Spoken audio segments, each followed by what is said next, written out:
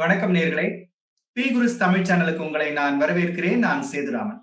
இன்று என்னோடு மீண்டும் இணைந்திருக்கிறார் அரசியல் விமர்சகர் திரு முரளி சீதாராமன் அவர்கள். அவரை நாம் சந்திக்கலாம்.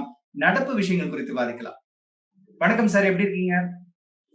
வணக்கம், நலம். பி குரு சேனல் நேயர்களுக்கும் உங்களுக்கும் வாழ்த்துக்கள், வணக்கங்கள். Thank you sir. சார், இந்த சில அறிவிப்புகள்லாம் வந்திருக்கு, நிறைய விஷயங்கள் நடந்திருக்கு தமிழ்நாடு அரசியல்ல. அதை பத்தி தான் உங்ககிட்ட கேட்கலாம்னு நினைக்கிறேன். இந்த முதல் விஷயம், பரந்தூர் விமான நிலையம் அந்த அறிவிப்பு ரத்து செய்யப்படுவதாக முதலமைச்சர் திரு ஜோசப் விஜய் அறிவித்திருக்கிறார். இதனால் உருவாகக்கூடிய சாதக பாதகங்கள் என்ன? ஏன்னா ஏற்கனவே சென்னை விமான நிலையத்துக்கு நிறைய பிரச்சனைகள் இருக்கு. அண்டை மாநிலங்கள் இருக்கக்கூடிய பெங்களூரு அல்லது ஹைதராபாத் போன்ற விமான நிலையங்கள் விரிவாக்கங்கிறது பெரிய அளவுல நடந்துட்டு இருக்க இந்த சூழ்நிலையில சென்னையில இன்னொரு விமான நிலையம் வேணுங்கிற கோரிக்கை பரவலா எல்லாராலையும் எழுப்பப்பட்ட சூழ்நிலையில 2019 வாக்குல அன்றைய அதிமுக அரசு இதற்கான திட்ட முன்வரைவு எல்லாம் தந்தாங்க. கடந்த திமுக ஆட்சியில பரந்தூர் தேர்ந்தெடுக்கப்பட்டது. ஆனா இப்பொழுது இந்த புதிய அரசாங்கம் அந்த அறிவிப்பை ரத்து செய்திருக்கு. இதை நீங்க எப்படி பாக்குறீங்க? அதோடைய சாதக பாதங்கள்லாம் சொல்லுங்க. அதாவது பரந்தூர் விமான நிலையம் இப்போது அந்த திட்டம் கைவிடப்பட்டதை பற்றி ரெண்டு விதமா அதை பார்க்கணும். ஒண்ணு, இந்த அரசியல் கட்சிகள் ஒருவருக்கொருவர் தாக்கிக் கொள்கிறார்கள், அது மோதல். இன்னைக்கு கூட தமிழக சட்டசபையில நம்ம செய்தி சேனல்கள்ல பார்த்தோம். சிடிஆர் நிர்மல்குமார் அவர் ஜி ஸ்கொயருடைய மாப்பிள்ளைக்காகத்தான் அந்த பரந்தூர் விமான நிலையம் திட்டமே மேற்கொள்ளப்பட்டதான்னு அவர் கேட்க, உடனே தங்கம் தென்னரசு எழுந்து I can pay you in the same currency என்று சொல்லிவிட்டு அவர் சொன்னார், இந்த மாதிரி அப்படின்னா புது விமான நிலையம் லாட்ரி மார்ட்டினுடைய மருமகனுக்காகத்தான் ஏற்படுத்தப்படுகிறதான்னு கேட்டார். இதெல்லாம் அவர்களுக்குள்ள இன்னைக்கு சட்டசபையில மிக கடுமையான தாக்குதல்கள் நடந்தன. இன்னைக்கு குறிப்பா ஆதவ் அர்ஜுனா அவர்களுக்கும் எதிர்கட்சி உறுப்பினர்களுக்கும் இதை வச்சு நிறைய தாக்குதல்கள். இன்னைக்கு அதெல்லாம் ரொம்ப தாண்டி போச்சு. எல்லாம் பாம் ஷெல் மாதிரி ஒவ்வொன்றும். நம்ம அதுக்குள்ள போக வேண்டாம். இவர்களுக்குள்ள இருக்கிற அரசியல் இது சரியா தவறா, இது டிராப் பண்ணுது, அதை பத்தி பார்க்க வேண்டாம். திரு கே அண்ணாமலை அவர்கள் இந்த விஷயத்துல ரொம்ப ஒரு பேலன்ஸ்டா ஒரு அறிக்கையை கொடுத்திருக்காரு நான் பாக்குறேன். அதுக்குள்ள நம்ம போய் பார்த்தோம்னா தான் நிறைய விஷயங்கள் நமக்கு தெரிய வருது. அண்ணாமலை அவர்கள் என்ன சொல்லியிருக்காருனாக்கா, சென்னையினுடைய அந்த விமான நிலையத்தினுடைய பரப்பளவு 1300 ஏக்கர். இதுவே ஹைதராபாத் 5000 ஏக்கர். அதுக்கும் மேல பாத்தீங்கன்னாக்கா டெல்லி 5100 ஏக்கர், பெங்களூர் 4000 ஏக்கர், இப்படி எல்லாம் சொல்றாரு. இப்ப இந்த குறுகிய நிலப்பரப்பை வைத்துக்கொண்டு சர்வதேச விமானங்கள் போவதுங்கிறதெல்லாம் நம்ம இப்ப 5வது இடத்துக்கு போயிட்டோம். Chennai one of the oldest ஏர்போர்ட்னு சொல்லுவாங்க. ஆனா நம்ம இன்னைக்கு 5வது இடத்துக்கு போயிட்டோம். ஒரு வருடத்துக்கு நம்ம 3 கோடி பயணிகளை சென்னை ஏர்போர்ட் கையாள்கிறது. 3 கோடி பயணிகளை கையாள்கிறது. அதுல திரு அண்ணாமலை அவர்கள் என்ன சொல்றாரு அப்படின்னாக்கா, டாக்ஸிவே, ஏர் பிரிட்ஜ் போன்ற விஷயங்கள்ல பெரிய வசதிகள் சென்னை ஏர்போர்ட்ல இல்லைங்கிறாங்க. ஏர் பிரிட்ஜ்னா நமக்கு தெரியும். அதாவது விமானத்துக்கு நடந்து அங்க ஒரு ஏணியில ஏறுவதற்கு பதிலாக நேரா ஒரு ஏர் பிரிட்ஜ் இணைக்கப்படும். நேரா நம்ம விமானத்தினுடைய சீட்டுக்குள்ளே போய் உட்காந்துக்கலாம். அந்த மாதிரியான ஏர் பிரிட்ஜ் வசதிகள் சென்னை ஏர்போர்ட்ல அதிகம் இல்லை அப்படின்னு சொல்றாரு. அப்புறம் முக்கியமான இன்னொரு விஷயம், கோடு எஃப் அப்படின்னு சொல்றாங்க. அது அண்ணாமலை அவர்கள் குறிப்பிட்ட அந்த அறிக்கையில இந்த கோடு எஃப் பத்தி வருது. கோடு எஃப் அப்படின்னாக்கா இந்த லார்ஜ் பிளேன் வகைரா அவர்தான் கோடு எஃப்னு அவங்க கேட்டகரைஸ் பண்றாங்க. அதுல பாத்தீங்கன்னா ஒரு பிளேனுடைய அந்த விங் ஸ்பேன்னு சொல்றோம். அந்த விங் ஸ்பேன்னாக்கா அந்த ரெக்கையினுடைய அந்த நீட்டம். அந்த விங் ஸ்பேன் 65 இருந்து 80 மீட்டர் வரைக்கும் இருக்கணும். இருந்தா அது பெரிய பிளேன். அந்த மாதிரியான பிளேன் லேண்ட் ஆகிறதுக்கு அந்த கோடு எஃப்னு சொல்லி வகைப்படுத்தப்பட்ட விமான நிலையங்கள் இங்க தென்னிந்தியால பெங்களூரும் ஹைதராபாத் மட்டும்தான். சென்னை விமான நிலையம் அந்த கோடு எஃப்குள்ள வரல. அப்படின்னா என்னன்னா, A380 மாதிரி போயிங் விமானங்கள் இங்க இறங்குவதுல மிகப்பெரிய பிரச்சனைகள் இருக்கு. அதுக்கான வாய்ப்புகள் கம்மி.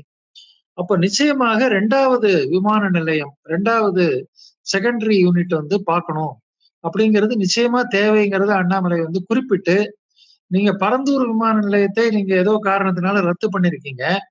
ஆனா அந்த பரந்தூர் விமான நிலையத்தை ரத்து பண்ணுகின்ற அதே நேரத்தில் நீங்கள் இன்னொரு விமான நிலையம் எக்ஸ்டென்ஷன் கட்டுவதற்கு நீங்கள் உடனடியாக இடத்தை தேட வேண்டும்ங்கிறதையும் அண்ணாமலை ரொம்ப பேலன்ஸ்டா சொல்லியிருக்காரு.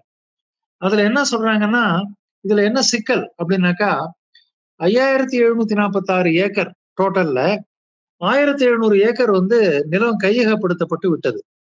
அவங்களுக்கு எல்லாம் பணம் கொடுத்தாச்சு, செட்டில் பண்ணி அந்த நிலத்தை கையகப்படுத்தியாச்சு.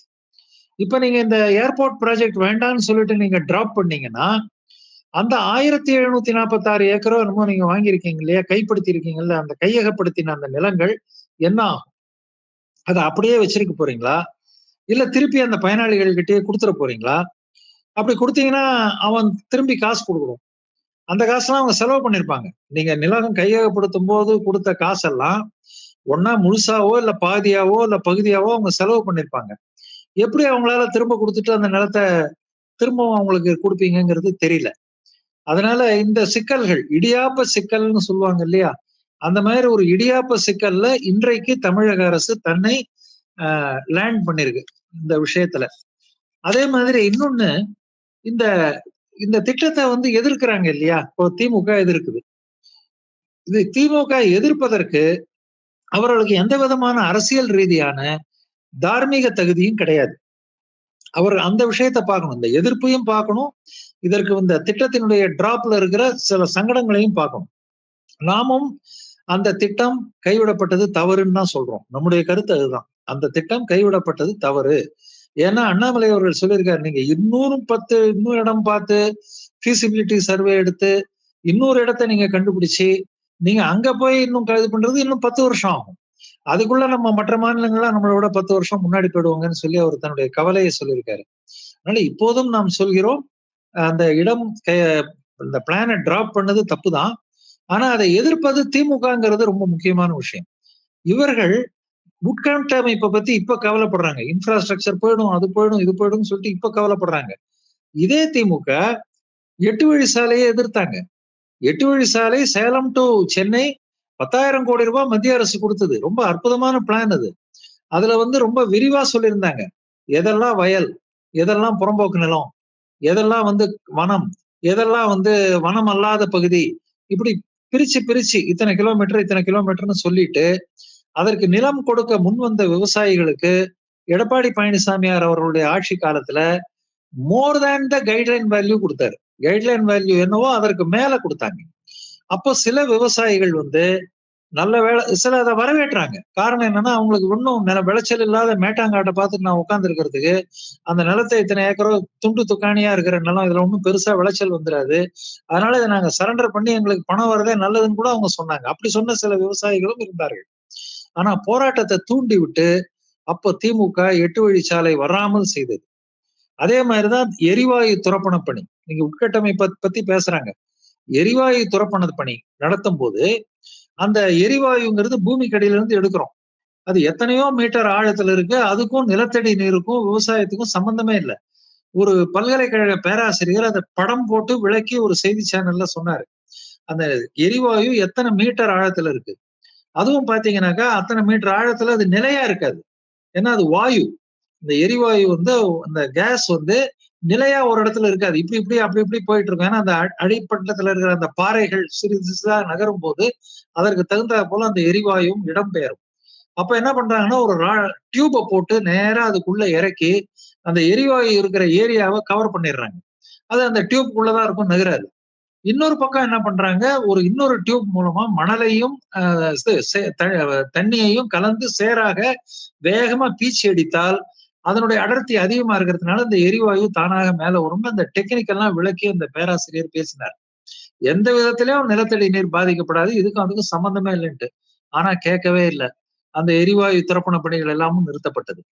அதே மாதிரி குளச்சல் துறைமுகம், அதனுடைய மேம்பாடு, அதை பத்தி வந்தபோது இதே திமுக காரர்கள், இதே இந்த இடதுசாரிகள், லிபரல்கள் இவங்க கூட எல்லாம் சேர்ந்துகிட்டு குளச்சல் துறைமுகம் வந்தாக்கா மீனெல்லாம் குஞ்சு பொரிக்காது, ஆமை முட்டையிடாது, பவழப்பாறைகள்லாம் அழிந்து போய்விடும், அப்படி இப்படின்லாம் ஏராளமான சுற்றுச்சூழல் பாதிப்பு ஏற்படும் எதிர்த்து அந்த குளச்சல் துறைமுக மேம்பாட்டை நிறுத்தி வச்சாங்க இங்க இருக்கிற இடதுசாரிகளும் திமுகவும் சேர்ந்து. ஆனா அதே இடதுசாரிகள் அவர்கள் ஆட்சி செய்த பினராயி விஜயன் ஆட்சியில் காலத்துல விழிஞ்சம் துறைமுகத்தை பிரமாதமா டெவலப் பண்ணி ஒரே மேடையில மோடி உட்கார்ந்து இருக்காரு, பினராயி விஜயன் உட்கார்ந்து இருக்காரு, அதானி உட்கார்ந்து இருக்காரு. இந்த சோ கால்டு கார்பரேட் அம்பானி அதானின்னு இவங்க கோஷம் போடுறாங்கல்ல, அவர் உட்கார்ந்து இருக்காரு. அப்போ துறைமுகங்களுடைய டெவலப்மெண்ட்டுக்கும் இவங்க தடை போட்டாங்க. இவங்க அதே மாதிரி கூடங்குளம் அணுமின் உற்பத்தியினுடைய செகண்ட் யூனிட் வரும்போதும் அப்பவும் திமுக எதிர்த்தது. அதனால இவருடைய நீண்ட கால வரலாற்றுல இந்த உட்கட்டமைப்பெல்லாம் எதிர்த்துட்டு இப்ப நாங்க உட்கட்டமைப்புக்காக போராடுறோம்னு சொல்லுவது, திமுக சொல்வது அரசியல் ரீதியாக அவர்களுக்கு தகுதி இல்லைன்னு நான் பாக்குறேன்.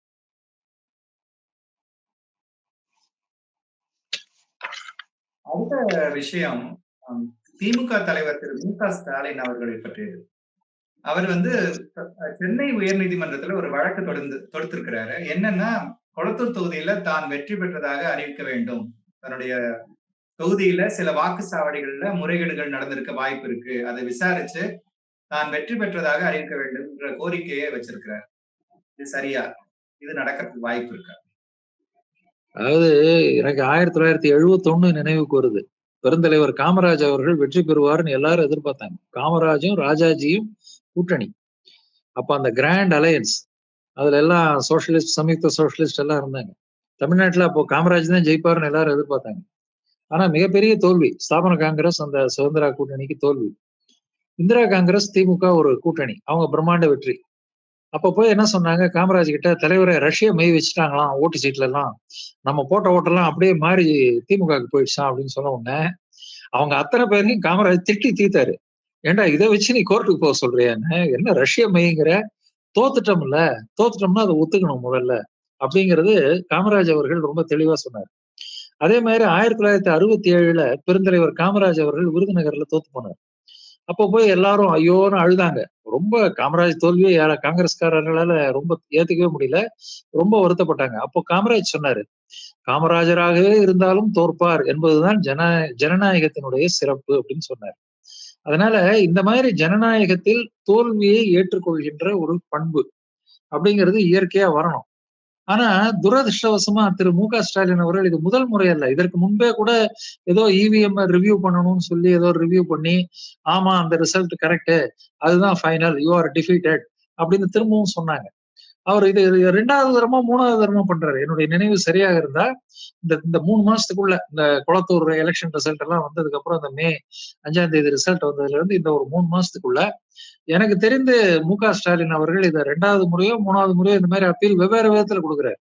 இப்ப என்ன சொல்லியிருக்காருன்னா, இந்த இவிஎம்ல இருக்கிற அந்த விவி பேட்டு அதெல்லாம் இதோட மேட்ச் ஆக மாட்டேங்குது 2-3 இதுலன்னு சொல்றாரு. அதாவது அப்படியே இதை என்ன சொல்லிருக்கணும்னா, தேர்தலும் போதே இவங்க சுட்டி காமிச்சிருக்கணும். ஏன்னா அப்பயே தெரிஞ்சிருக்கும் உங்களுக்கு விவி பேட்னுடைய கவுண்ட் சரியா இல்லைங்கிறது அப்பயே தெரிஞ்சிருக்கணும். அவங்க அப்பவே அப்பீல் பண்ணியிருந்தாங்கன்னா, அவங்க என்ன பண்ணுவாங்கன்னா, அந்த குறிப்பிட்ட அந்த என்னென்ன வார்டு இவர் சொல்றாரோ அங்க மட்டும் ரீபோல் நடத்துவாங்க. ஆனா தமிழ்நாட்டுல என்ன ஒரு விசேஷம்னா, போன தேர்தல்ல எந்த இடத்துலயுமே ரீபோல் நடந்ததா ஞாபகம் இல்லை. எல்லாமே நல்லா பெர்ஃபெக்டா நடந்தது. இதுல முக்கியமான விஷயம் இவங்க சென்னை திமுகனுடைய கோட்டைன்னு சொல்லி ரொம்ப இவங்களை ஏத்தி விட்டாங்க. அது மீடியா கிரியேஷன். 1977 எலெக்ஷன்ல சென்னையில 14 சீட்டு 13 சீட்டு டிஎம்கே அடிச்சது. பிரமாதமா வின் பண்ணாங்க. ஐஸ்வர்யவேலன் மட்டும் அதிமுக வின் பண்ணாரு.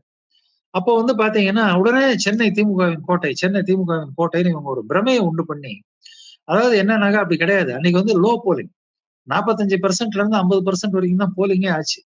அப்போ விட்டு விட்டு மழை வேற பெய்தது. அந்த தேர்தலில் அவங்க ஜெயிச்சதை வச்சு சொன்னாங்க. அடுத்த தேர்தல் 1980 நடந்தப்பவே சாதிக் பாஷா 1000 விளக்குல தோக்குறாரு. திமுகவினுடைய கோட்டை 1000 விளக்கு. அங்க கே ஏ கிருஷ்ணசாமி கிட்ட சாதிக் பாஷா தோக்குறாரு. கட்சி மாறி போன நாஞ்சில் மனோகரன் மயிலாப்பூர்ல தோக்குறாரு திமுக. அண்ணா நகர்ல டாக்டர் ஹண்டே அவர் கருணாநிதிய சிரம ஃபைட், லீடிங் மாறி மாறி வருது. கடைசியில பார்த்தா ஒரு 600 ஓட்டு வித்தியாசத்துல தான் 700 ஓட்டு வித்தியாசத்துல ஜெயிச்சாரு. அதனால சென்னை திமுகவினுடைய கோட்டை என்ற அந்த மாய பிம்பம் பத்திரிகைக்காரர்களால் கட்டமைக்கப்பட்டது, மீடியாவால கிரியேட் பண்ணப்பட்டது. திமுகவுக்கு வேண்டிய மீடியாவால, எல்லாரும் பண்ணல. இப்ப என்ன ஆயிடுச்சுனாக்கா அந்த மாய பிம்பம் மீண்டும் தகர்க்கப்பட்டிருக்கு. 16 தொகுதி, இன்னைக்கு கூட சட்டசபையில ஒருத்தர் பேசும்போது தான் சொன்னாரு, 16 சீட்ல சென்னையில நாங்க 14 சீட் ஜெயிச்சிருக்கோம்னாரு. உண்மை. இதுல என்னன்னு கேட்டீங்கன்னா, சூக்ஷ்மம் என்னன்னா, எப்பெல்லாம் லோ போலிங் நடக்குதோ அப்பெல்லாம் திமுக ஜெயிக்கும். ஏன்னா லோ போலிங்னா என்னன்னா, திமுக வேட்பாளர்கள் அவங்க கிட்ட நம்ம கத்துக்கணும். திமுகனுடைய கமிட்டட் ஓட்டர்ஸ் இருக்காங்க பாத்தீங்களா? அவங்க வந்து அரசு ஊழியர்களா இருக்கலாம், இல்ல சிறுபான்மை சமூகத்தை சேர்ந்தவர்களா இருக்கலாம், யாரா வேணா இருக்கலாம். அவங்க திமுகவுக்கு தான் ஓட்டு போடுறதுன்னு கமிட்டட் ஓட்டர்ஸ் அவங்க. அவங்க பாத்தீங்கன்னா, என்ன மழை, வெயில் அடிச்சாலும் வந்து கியூல நின்னுடுவாங்க, ஓட்டு போடுவாங்க. ஆனா மற்ற கட்சி அபிமானிகள் வந்து கொஞ்சம் வெயில் அடிச்சாலோ, இல்ல ஒன் டே மேட்ச் நடந்தாலோ வீட்ல உட்காந்துருவாங்க. அதனால ஓட்டுப்பதிவு மிகவும் குறைவாக இருந்தால் 45, 50% இப்படியே ரேஞ்சிங் ஓவர் இருந்ததுன்னா, டிஎம்கே ஸ்வீப் பண்ணும். போன 2021 கூட அப்படிதான். சென்னை முழுக்க பாத்தீங்கன்னாக்கா லோ போலிங். 2024 லோக்சபா எலெக்ஷன்லயும் அப்படிதான். சென்னை முழுக்க லோ போலிங். ஆனா இந்த முறை பாத்தீங்கன்னா, எல்லா தொகுதிகள்லயுமே சென்னை முழுக்க பாத்தீங்கன்னா 87%, 89%லாம் போலிங் ஆயிருக்கு. அது இல்லாம இந்த எஸ்ஐஆர் திருத்தம். அதுக்கு பின்னாடி பாத்தீங்கன்னாக்கா, தகுதியான அதுல பத்தி பாருங்க. எஸ்ஐஆர் பத்தி ஒரு கம்ப்ளைண்ட் கூட வரல. யாராவது ஒரு வாக்காளராவது எஸ்ஐஆர் திருத்தத்துக்கு பின்னாடி ஓட்டர் லிஸ்ட்ல என் பேர் இல்லன்னு கம்ப்ளைண்ட் பண்ணாங்களான்னா இல்ல. அந்த அளவுக்கு நடந்தது. அதனால ஹெவி போலிங் இருந்தால் திமுக காலி. அதுதான் இன்னைக்கு நடந்திருக்கு. ஆனா துரதிருஷ்டவசமாக ஸ்டாலின் அவர்களால இந்த திமுக என்பது சென்னை என்பது திமுகவினுடைய கோட்டைன்னு ஒரு மனசுல ரொம்ப ஏறி அவரால அத தாங்கிக்க முடியல. இதே திரு ஸ்டாலின் அவர்களே தோத்திருக்கிறார். 1984ல 1000 விளக்குல கே.ஏ. கிருஷ்ணசாமி கிட்ட தோத்தார். 91ல தோத்தார். அதனால ஸ்டாலினுக்கு தோல்வி புதிதல்ல. ஆனா என்ன காரணத்தாலும் அந்த தோல்வியை அவரால ஜீரணிச்சுக்க முடியல. ஏற்கனவே தோத்திருக்காரு. பலமுறை 2, 3 முறை 2 தரம் தோத்திருக்கிறாரு. ஆனா அப்பெல்லாம் வராத ஒரு விரக்தியும், அப்பெல்லாம் வராத இந்த மாதிரி ஏதாவது செய்யலாமா? Do something. ஏதாவது கோர்ட்டுக்கு போலாமா? அங்க போலாமான்ற அந்த பரபரப்பு இப்ப ஏன் வந்திருக்குன்னு தெரியல. ப்ராபப்ளி நான் நினைக்கிறேன் அவர ரொம்ப மிஸ்கைட் பண்றாங்களோ என்னமோன்னு எனக்கு ஒரு சந்தேகம் இருக்கு. அடுத்த விஷயம் ஜி, தமிழக அரசோட அடுத்த அறிவிப்பு. அதாவது கடந்த திமுக ஆட்சியின் போது விடியல் பயணம்ங்கிற பேர்ல அவங்க மகளிருக்கு இலவச பேருந்து பயணத்தை அறிவிச்சாங்க. அது நகர பேருந்துகள் மட்டும்தான் அறிவிக்கப்பட்டது. எல்லா பேருந்துகள்லயும் கிடையாது. ஆனா முதல்வர் விஜய் தலைமையிலான அரசு என்ன சொல்றாங்கன்னா, அக்டோபர் 2 முதல் இந்த திட்டத்த வெற்றி பயணங்கிற பேர்ல அனைத்து பேருந்துகளுக்கும், அதாவது அனைத்து பேருந்துகள்னா நகர பேருந்துகள் மட்டும் இல்லாம இந்த டீலக்ஸ் பேருந்துகள், எக்ஸ்பிரஸ் பேருந்துகளுக்கும் இந்த திட்டத்தை விரிவாக்குறோம். எல்லா விதமான பெண் பயணிகளும், அதாவது இன்கம் பேஸ்லாம் இல்லாம அனைத்து விதமான பெண்களும் இதுல பயணிக்கலாம் இலவசமா அப்படிங்கிற ரீதியில திட்டத்தை கொண்டு போறதா அறிவிப்பு வெளியாக இருக்கு. இந்த திட்டத்தினால ஏற்கனவே நஷ்டத்துல இருக்கக்கூடிய போக்குவரத்து கழகங்கள்லாம் எத்தகைய சூழ்நிலையை எதிர்கொள்ளும்? ஏன்னா நமக்கே தெரியும், பல இடங்கள்ல போக்குவரத்து கழக கட்டிடங்கள்லாம் அடமானம் வைக்கப்பட்டிருக்கு. நிதி நிலைமையும் ரொம்ப சீராக இருக்கிற மாதிரி தெரியல. நிதி அதாவது விடுவிக்கப்பட்டவர்கள், பணியிலிருந்து விடுவிக்கப்பட்டவர்கள், அவங்களுக்கான தொகைகள்லாம் சென்று சேரலன்னு அப்படின்னு ஒரு நிறைய புகார்களும் இருக்கு. இந்த சூழ்நிலையில இத்தகைய அறிவிப்பை தமிழ்நாடு அரசு வெளியிட்டது சரியான முடிவா இருக்கும்னு எதிர்பார்க்கிறீங்களா? இது போக்குவரத்து கழகங்களுக்கு பெருத்த நஷ்டத்தை உண்டு பண்ணக்கூடிய முடிவு. முதல்ல போக்குவரத்து கழகங்கள் ஏன் நஷ்டத்துல ஓடுதுங்கிறதுக்கான பேசிக் திங்கிங் நம்ம பார்க்கணும். இவங்க போக்குவரத்து கழகம்னு தமிழ்ல சொல்றாங்க. ஆனா இங்கிலீஷ்ல Tamil Nadu state transport corporation. It is a corporate. இவங்க வந்து அம்பானி, அதானி கார்பரேட்னு சொல்றாங்க இல்லையா? அதே மாதிரி இதுவும் ஒரு கார்பரேட் தான். கம்பெனி தான். Company owned by Tamil Nadu government. எப்படி வந்து லைஃப் இன்சூரன்ஸ் கார்பரேஷன் ஆஃப் இந்தியாங்கிறோம். That is owned by the central government.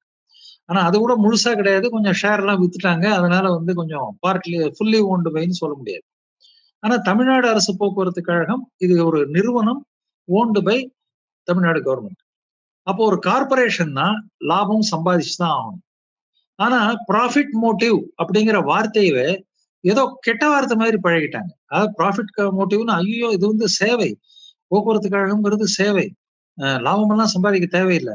அது ஒரு லெவலுக்கு மேல போய் என்ன ஆச்சுனாக்கா, ஒரு சில தொழிற்சங்க தலைவர்கள் பேசும்போது கூட நான் கேட்டிருக்கேன். ஆமாயா நஷ்டம் தான் வரும். இது ஒரு சேவைத்துறை. சேவை பண்ணா நஷ்டம் தான் வரும். இதுல எல்லாம் லாபத்தெல்லாம் நீ எதிர்பார்க்க முடியாது. நம்ம என்ன லாபத்துக்காக நடத்துறோம் அப்படிங்கிற மென்டாலிட்டிக்கு போயிட்டாங்க. ஆனா உண்மையில எதை அவங்க பயிற்றுவித்திருக்கணும்னா, பஸ் கட்டண உயர்வு என்பது ஒரு ஒரு சீரான போக்குல கொண்டு வந்திருக்கணும். இப்ப பாத்தீங்கன்னா, போன பஸ் கட்டண உயர்வு எப்ப வந்தது? இப்ப பஸ் கட்டண உயர்வு இது வரைக்கும் வந்ததா? கிடையாது. திமுக ஆட்சியில பஸ் கட்டண உயர்வு வந்தா அதிமுக எதிர்க்கும். அதிமுக ஆட்சியில பஸ் கட்டண உயர்வு வந்தா திமுக எதிர்க்கும். இந்த 2 பேர் ஆட்சியிலையும் பஸ் கட்டண உயர்வு வந்தா கம்யூனிஸ்ட் எதிர்க்கும். இப்படியே பண்ணி பண்ணி இவங்க தன்னுடைய ஊழியர்களை, தங்களுடைய தொழிற்சங்க தோழர்களை இவங்க என்ன மைண்ட் செட்டுக்கு கொண்டு வந்து நிறுத்திட்டாங்கன்னா, போக்குவரத்து கழகம்னா அப்படிதான் இருக்கும். நஷ்டம் தான் வரும். லாபம் எல்லாம் வராது. நம்ம லாபத்துக்காக இயங்கல. நம்ம சமூக சேவைக்காக இயங்குறோம். எல்லாம் ரைட்டு. அந்த இப்ப வந்து மாணவிகளுக்கு இலவச பஸ் பாஸ் குடுக்குறாங்க. நிச்சயமா தேவை. ஏன்னா எனக்கே தெரியும் எத்தனையோ ரிமோட் வில்லேஜஸ்ல அந்த மாணவ மாணவிகள் இந்த போக்குவரத்து கழக இலவச பாஸ நம்பிதான் படிக்கிறதுக்கே வராங்க. சப்போஸ் அந்த குடும்பம் ரொம்ப எளிமையா இருக்கக்கூடிய குடும்பம், விளிம்பு நிலையில இருக்கிற குடும்பம், ஏழ்மையான குடும்பம், முதல்ல பாதிப்படைறது யாருடைய கல்வின்னா பெண் கல்வி தான் பாதிக்கப்படும். ஒண்ண நிறுத்திருவாங்க. 2 குழந்தைங்கள பள்ளிக்கூடத்துக்கு அனுப்பலாம். எத அனுப்ப முடியும், எத அனுப்ப முடியாதுன்னா, பெண் குழந்தைய தான் டக்குன்னு நிறுத்திருவாங்க. அதனால எத்தனையோ மாணவ மாணவிகள் இந்த மாதிரி ரிமோட் சென்டர்ல இருக்கிறவங்க போக்குவரத்து கழகத்தின் மூலமாக பயன்படுகிறார்கள். அதுல நாளைக்கு அவங்க எல்லாம் டாக்டரா வருவாங்க, வக்கீலா வருவாங்க, பெரிய இன்ஜினியரா வரலாம், எதா வேணா வரலாம், நல்ல வேலைக்கு வரலாம். சோ அவங்க அது ஒரு சோசியல் ப்ராஃபிட். நான் அதை மறுக்கல. ஆனா நீங்க சொன்ன மாதிரி இந்த மகளிர் இலவச பயணம்னு வரும்போது இவங்க வந்து ஒரு குவாலிஃபிகேஷன் முன்னாடியே வச்சிருக்கணும். அதாவது மகளிர்னா நான் மகளிரை குறை சொல்ல மாட்டேன். காரணம் என்னன்னா நீங்க ஒரு வாய்ப்பு கொடுத்தீங்க, அவங்க பயன்படுத்திட்டாங்க. அவ்வளவுதான். அதனால நம்ம அவங்கள குறை சொல்லக்கூடாது. நீங்க வாய்ப்பு கொடுக்கும்போது கவனிச்சு கொடுத்துருக்கணும். இப்ப கிராமத்துல இருந்து ஒரு கூடையில தக்காளி, கத்திரிக்காய் எல்லாத்தையும் எடுத்துட்டு ஒரு அம்மா வருது. நகரத்துக்கு வந்து வியாபாரம் பண்ணிட்டு போகுது. அந்த அம்மா நகரத்துக்கு வந்து 6 மணிக்கு கடையில உட்காருது. அந்த உழவர் சந்தை வாசல்ல 6:30, 7 மணிக்கு உட்காருது. அப்ப அது கிராமத்துல எத்தனை மணிக்கு புறப்பட்டுருக்கும்? 4 மணிக்கு விடிகாலம் புறப்பட்டுருக்கும். இப்போ அந்த மாதிரி பெண்களுக்கு அதாவது கிராமத்திலிருந்து நகரப்பகுதிகளுக்கு காய்கறிகளை கொண்டு வருகிறார்கள். அதனால அவர்களுக்கு சலுகை தரலாம். அதே மாதிரி கட்டிட தொழிலாளியா இருக்கிற பெண்கள் இருக்காங்க. முறைசாரா தொழிலாளியா இருக்கிறவங்க இருக்காங்க. அவங்களுக்கு நீங்க பெண்கள் இல்ல ஆண்களுக்கே தரலாம். முறைசாரா தொழிலாளிங்கிறவங்களுக்கு ஐடி கார்டு இருந்துச்சுன்னா, நீங்க தாராளமா யாரெல்லாம் அந்த மாதிரி தற்காலிக கூலி வேலைக்கு போறாங்களோ, அவங்களுக்கெல்லாம் நீங்க பஸ் பாஸ் குடுக்கலாம். ஆனா என்ன ஆச்சுன்னா, நீங்க வந்து எல்லாரும் மகளிருக்கெல்லாம் இலவசம் அப்படின்னு சொன்ன உடனே, நல்லா பொதுத்துறை நிறுவனங்கள்ல வேலை பார்க்கிறவங்க, அரசு ஊழியர்களா இருக்கிறவங்க, வங்கியில, எல்ஐசில, போஸ்ட் ஆபீஸ்ல, அது அந்த மாதிரி அரசு துறையில இருக்கக்கூடிய மகளிர், நல்லா வேலை பார்க்கக்கூடியவங்க, மாத வருமானம் இருக்கக்கூடியவங்க கூட இந்த பாஸ உபயோகப்படுத்திக்கிறாங்க. அதனுடைய விளைவா என்ன? நான் அவங்கள குறை சொல்லல. இப்பவுமே அந்த மகளிர் நம்ம குறை சொல்லல. நீங்க அந்த வாய்ப்ப குடுத்தீங்க, அவங்க பயன்படுத்திக்கிட்டாங்க. ஆனா இதுல வந்து ஒரு குவாலிஃபைடு அசஸ்மென்ட் இருந்திருக்கணும்னு நான் நினைக்கிறேன். அதே மாதிரி இந்த நிர்வாக அணுகுமுறை லாபத்துல காட்டணும். அரசு போக்குவரத்து கழகம் ஏன் நஷ்டத்துல இயங்குறதுங்கிறதுக்கு எல்லாருக்கும் முக்கியமான விஷயம் என்னன்னா, எல்லாரும் வந்து டீசல் விலை உயர்வு பாக்குறாங்க. எல்லாரும் வந்து மத்த விஷயங்களை பாக்குறாங்க. டீசல் விலை உயர்வு கண்ணுக்கு தெரியுது. ஆனா ஸ்பேர் பார்ட்ஸ் விலை உயர்வு, engine oil, gear box oil இதெல்லாம் விற்கிறது எந்த விலை உயர்வும் கண்ணுக்கு தெரியாது. குறிப்பா டயர் விலை. இன்னைக்கு பாத்தீங்கன்னாக்கா 5 ஆண்டுக்கு முன்பு 11,000 இருந்து 16,000 வரைக்கும் இருந்த டயர் விலை இன்னைக்கு 22,000 ரூபாய்க்கு போகுது. ரேடியல் டயர் 20,000 இருந்து 32,000 வரைக்கும் இருந்து 45,000 ரூபாய்க்கு போயிடுச்சு டயர் விலை. இப்ப நாமெல்லாம் ஒரு கார் வாங்குறோம் சார். நீங்க ஒரு பிரைவேட் யூஸ்க்கு கார் வாங்குறீங்க. 1,00,000 கிலோமீட்டர் வரதுக்கு உங்களுக்கு எவ்வளவு நாள் ஆகும்? மினிமம் 1 இயர் ஆகும் அல்லது 2 இயர்ஸ் ஆகும். நம்மள மாதிரி பெர்சனல் யூஸ்க்கு வாங்குறவங்க டாக்ஸி விட்டுருங்க. ஆனா அரசு பஸ்கள் நீங்க யோசிச்சு பாருங்க. 6 tyre Salem to Coimbatore 160 kilometre, போக வர 320 கிலோமீட்டர், ரவுண்டா 300ன்னு வச்சுக்கோங்க. ஒரு நாளைக்கு 3 ட்ரிப் அப் அண்ட் டவுன் அடிச்சா கூட 900 கிலோமீட்டர். ஒரு மாசத்துக்கு 27,000 கிலோமீட்டர். 4 மாசத்துல 1,08,000 கிலோமீட்டர் தாண்டிடும். அப்ப அந்த டயர்களுடைய தேய்மானம் எப்படி இருக்கும்? அதுல வரக்கூடிய நஷ்டம் எவ்வளவு? இதெல்லாம் யாருமே கணக்கு பண்ணல. இப்ப என்ன பண்ணிட்டாங்கன்னா, பஸ் கட்டணத்தை உயர்த்தினாலே அது ஒரு ஹோலி கவ். யாரும் உயர்த்துறதுக்கு தைரியம் இல்ல. ஓட்டு போயிடும். அப்ப என்ன ஆகுது? இந்த பஸ் கட்டணத்தை உயர்த்தாமலே, அதாவது நான் என்ன சொல்றேன், நீங்க செங்குத்தா உயர்த்த வேண்டாம். ரொம்ப அப்படியே ஸ்டீப் ரைஸ், வெர்டிகல் ரைஸ் வேண்டாம். ஒரு 6 மாசத்துக்கு ஒரு தரம் படிப்படியா உயர்த்தி, இப்போ உதாரணத்துக்கு ஒரு லாங் டிஸ்டன்ஸ் பஸ்ல 300 ரூபாய் கொடுத்து ஒருத்தர் போறாருன்னா, அவர் 320 ரூபாய் தரமாட்டாரா? 400 ரூபாய் கொடுத்து டிக்கெட் வாங்கி போறவர் ஒரு 430 ரூபாய் தரமாட்டாரா? அதனால அதெல்லாம் ஒரு மினிமம். ஒரு கிட்டக்க இருக்கிற ஊருக்கு போறவங்க 30 ரூபாய் கொடுத்து போறாருன்னா அவருக்கு 32 ரூபாய் போடுங்க. இன்னைக்கு 2 ரூபாய்க்கு ஒண்ணுமே வராது.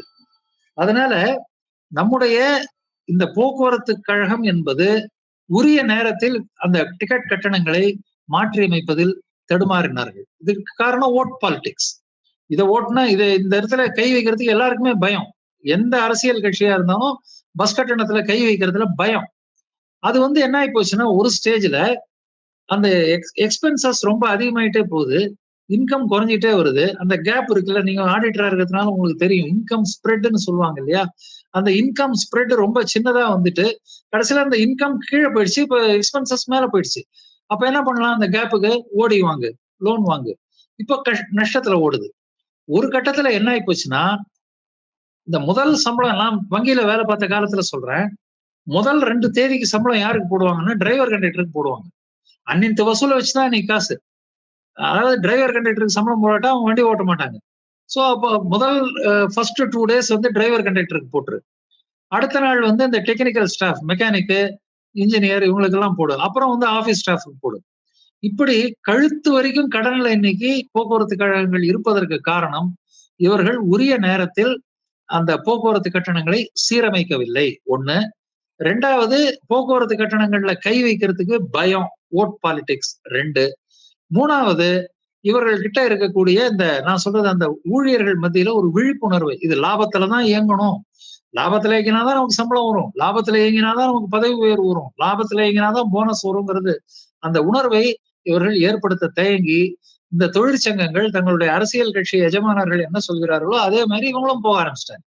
இதெல்லாம் சேர்ந்து இன்னைக்கு போக்குவரத்து கழகத்தை ரொம்ப ஒரு நெருக்கடியில கொண்டு வந்து நிக்க வச்சிருக்கு. அதாவது இன்னும் சொல்ல போனா இதுக்கு ஒரு தீர்வு நம்ம சொல்லலாம் அப்படின்னு பாத்தீங்கன்னா, இன்னொன்னு சொல்றாங்க, இவங்கெல்லாம் போக்குவரத்து துறை ஊழியர்கள்பாங்க. கிடையவே கிடையாது. போக்குவரத்து துறை ஊழியர்கள் வேற. டிபார்ட்மெண்ட் ஆஃப் டிரான்ஸ்போர்ட் அந்த ஊழியர்கள் யாருன்னா ஆர்டிஓ ஆபீஸ்ல இருக்கிற ஆர்டிஓ, அவருக்கு இருக்கிற அசிஸ்டன்ட், இவங்கெல்லாம் தான் போக்குவரத்து துறை ஊழியர்கள். இவங்கெல்லாம் போக்குவரத்து கழக ஊழியர்கள். Corporation. It is a corporation belonging to state. அதனால இப்ப என்ன ஆகுதுன்னா, ரொம்ப நாளா போக்குவரத்து கழகத்துல ஒரு டிமாண்ட் இருக்கு. எங்களை எல்லாரையும் அரசு ஊழியர்களா நியமிக்கணும், அரசு ஊழியர்களா ஆக்கணும் அப்படின்னு ஒரு டிமாண்ட் வந்து ஒரு சங்கம் ஒரு காலத்துல பிரமாதமா அந்த டிமாண்ட் வளர்ந்தது. இப்போ இந்த ஒரு தீர்வு, இதுக்கு ஒரு தீர்வு என்னன்னா, இமீடியட்டா இருக்கிறது போக்குவரத்து கழகத்தினுடைய நஷ்டத்தை குறைப்பதற்கு ஒரு தீர்வு என்னன்னா, இவர்கள் எல்லாரையும் அரசு ஊழியர்களாக்கிடுங்க. அரசு ஊழியர்களாகிட்டா இவங்க சம்பளம் பே கமிஷன் வந்துச்சா, ஆட்டோமேட்டிக்கா இவங்களுக்கும் பே கமிஷன். அரசு ஊழியர்ல எப்படி பொதுப்பணித்துறை ஊழியரோ, எப்படி விவசாயத்துறை ஊழியரோ, அந்த மாதிரி எஜுகேஷன் டிபார்ட்மெண்ட் ஸ்டாஃபோ அந்த மாதிரி இவங்க அதே மாதிரி இவங்களுக்கு கொடுக்குற சம்பளம், இந்த செலவினங்கள்லாம் பட்ஜெட்ல போயிடும். ஸ்டேட் கவர்மெண்டோட பட்ஜெட்ல போயிடும். கார்பரேஷனுக்குள்ள வராது. கார்பரேஷனோட P&L அக்கௌண்ட்ல வராது. அதுல இருந்து அதை தூக்கி வெளியில போட்டுலாம். அதனால இதை வந்து நிறைய பேர் யோசிச்சாங்க, ஆலோசனை சொன்னாங்க. அந்த காலத்துல அது எடுபடல. அதனால இதற்கு ஒரு வயாமீடியா என்னன்னாக்கா, போக்குவரத்து கழக ஊழியர்கள், கார்பரேட் எம்ப்ளாயீஸ் அப்படிங்கிறவங்கள மாத்தி டைரக்டா அவங்கள ஸ்டேட் கவர்மெண்ட் எம்ப்ளாயீஸா பண்ணினாக்கா அவங்களுக்கும் பெனிஃபிட். ரிட்டையர் ஆன அன்னைக்கு மறுநாளே உங்களுக்கு செக் வந்துடும். ப்ராவிடன்ட் ஃபண்டோ, பென்ஷனோ, கம்யூட்டேஷனோ என்ன உண்டோ, லீவ் சேலரி, சரண்டர் எல்லாம் வந்துடும். அதே மாதிரி சம்பளம் உயரும் போது ஆட்டோமேட்டிக்கா அரசு ஊழியர்களுக்கு பே கமிஷன் போட்டு அறிவிச்சாங்கன்னா ஆட்டோமேட்டிக்கா உயர்ந்துரும். அது மாதிரி எல்லாம் பெனிஃபிட்ஸ் இருக்கு. ஆனா துரதிருஷ்டவசமா அங்க போக்குவரத்து கழக ஊழியர்களா இருக்கக்கூடிய சங்கங்கள் எல்லாம் அதுக்கு ஒத்துக்கல. ஒரு சில சங்கங்கள் இப்படியே இருக்கட்டும், நம்ம கார்பரேட்டாவே இருப்போம், அப்பதான் நம்ம போனஸ் வாங்க முடியும் அப்படின்லாம் சொல்லி அவங்கள வந்து ஒவ்வொரு தரம் பேச்சுவார்த்தையும் போதும் ஒரு இவங்க 12.5 அரசாங்கம் 14.5 இப்படி இழுபறியிலே இருந்துட்டு இருக்கு. இதெல்லாம் போக்குவரத்து கழகம் நஷ்டத்தில் ஓடுவதற்கு மிகப்பெரிய காரணம். அதுல இந்த மாதிரியான இலவசங்களை அள்ளி அள்ளி விடுவது. ஒரு குவாலிஃபைடா கொடுங்க. நான் வந்து ஒரு ஒரு நான் சொல்றேன், நான் சொன்ன மாதிரி கிராமிய பெண்மணி, தினக்கூலி தொழிலாளர்களா வேலைக்கு போறவங்க, அந்த மாதிரி இருக்கிறவங்களுக்கு ஆணா இருந்தாலும் கொடுங்க, பெண்ணா இருந்தாலும் கொடுங்க. பால் கேன் ஏத்தி விடுறான். கிராமத்துல வந்து பால் கேன் ஏத்தி அந்த பால் கேன் டவுனுக்கு வந்து இறங்குது. இங்க இருந்துதான் ஆவினுக்கெல்லாம் போகுது. அப்போ அந்த மாதிரி ஏத்தி விடுற அந்த விவசாயிக்கு கொடுங்க. கொண்டு வந்து பால் கேன் எடுத்துட்டு வராரு. அந்த மாதிரி கொடுக்கறத விட்டுட்டு நீங்க ஜென்ரலா ஒரு மாதிரி பிளாங்கெட் பெர்மிஷன் மாதிரி நீங்க எல்லாரும் போலாம் அப்படின்னு சொல்லிட்டு அதை கொடுத்ததும் மட்டும் இல்ல, திமுக ஆட்சியில அதை கிண்டல் வேற பண்ணாங்க. ஒரு அமைச்சர் வந்து அந்த பெண்களை எல்லாம் பார்த்து ஷீன்னு சொல்லி இன்னைக்கு அது மொத்தமா கட்சியே போயிடுச்சு. அதனால நீ இந்த மாதிரி கொடுக்கவும் வேண்டாம், நஷ்டப்படவும் வேண்டாம், பார்த்து கொடுங்க. எந்த மகளிருக்கு தேவைப்படுகிறதோ அவர்களுக்கு கொடுங்க. யார் வந்து சமுதாயத்தினுடைய அடிமட்ட நிலையில இருக்காங்களோ அவங்களுக்கு கொடுங்க. அந்த மாதிரி கொடுக்கணுமே தவிர நீங்க பாட்டுக்கு இலவசம் ஓவர் ஜெனரல் கேப் நீங்க திறந்து விட்டீங்கன்னா போக்குவரத்து கழகங்கள் மீண்டு வருவது ரொம்ப சிரமமா போயிடும். இன்றைக்கு இந்த அறிவிப்பு வந்து எனக்கு என்னமோ அந்த அறிவிப்பை வந்து சரியில்லைன்னு நான் நினைக்கிறேன். இந்த அறிவிப்பு இந்த மாதிரி எங்க வேணா போய்க்கிங்க, எந்த பஸ்ல வேணா ஏறிக்கிங்க, எங்க வேணா போய்க்கிங்கன்னு சொல்றதை விட அதுக்கு வேறு திட்டங்களை யோசிக்கலாம். சீசன் டிக்கெட் மாதிரி மாசம் 1500 ரூபாய் கொடுத்துட்டு நீ எந்த பஸ்ல வேணா ஏறி எங்க வேணா ஏறிங்க, இல்ல மாசம் 1000 ரூபாய் 2000 ரூபாய் அந்த மாதிரி ஏதோ ஒரு ரேட் பிக்ஸ் பண்ணி இத்தனை இந்த 1000 ரூபாய்க்கு பாஸ் வாங்கினேன்னா நீ 2 டிஸ்ட்ரிக்ட்டுக்குள்ள எங்க வேணா போய்க்கலாம், ரூ. 2000 வாங்கினீங்கன்னா 4 டிஸ்ட்ரிக்ட்டுக்கு போய்க்கலாம். அந்த மாதிரி ஏதாவது கிரேடடா வச்சாதான் உங்களுக்கு நல்லா இருக்குமே தவிர, சும்மா எல்லாருக்கும் ஓசி, அதாவது ஓசின்னு சொல்ல கூடாது. தவறான வார்த்தை. அத பொன்முடி சொல்லி மாட்டிக்கிட்டாரு. அத நான் வாபஸ் வாங்கிக்கிறேன். அந்த மாதிரி சொல்லக்கூடாது. இலவச பயணம் எல்லோருக்கும் தருவது சரியல்லங்கிறத நான் புரிஞ்சுக்கிறேன். பொறுத்திருந்து பார்க்கலாம். இதுவரைக்கும் என்னுடைய கேள்விகளுக்கெல்லாம் விளக்கமா பதில் சொன்னீங்க. ரொம்ப நன்றி சார். நேயர்களே, இந்த வீடியோ உங்களுக்கு பிடித்திருந்தால் லைக் பண்ணுங்கள், ஷேர் பண்ணுங்கள். மறக்காமல் பி குருஸ் தமிழ் சேனலை சப்ஸ்கிரைப் செய்யுங்கள். நன்றி, வணக்கம். Thank you very much sir. நன்றி, வணக்கம்.